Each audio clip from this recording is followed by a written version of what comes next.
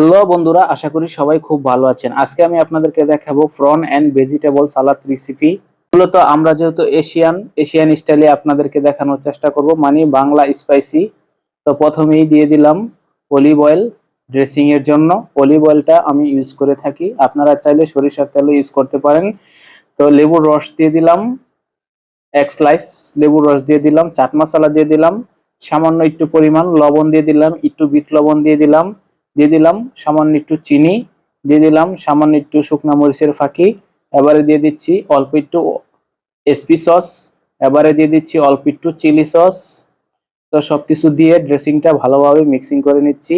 Asian spicy দিয়ে কিন্তু এই ড্রেসিংটা তৈরি করলাম।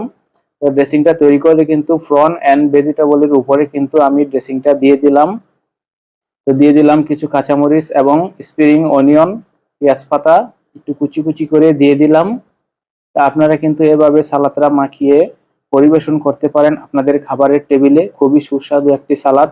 এরকম নিত্য নতুন সালাদের রেসিপি পেতে সবসময় আমার পাশে থাকবেন ইনশাল্লাহ। আমি আপনাদেরকে সবসময় নতুন নতুন সালাদের রেসিপি দেওয়ার চেষ্টা করব। সবাই ভালো থাকবেন।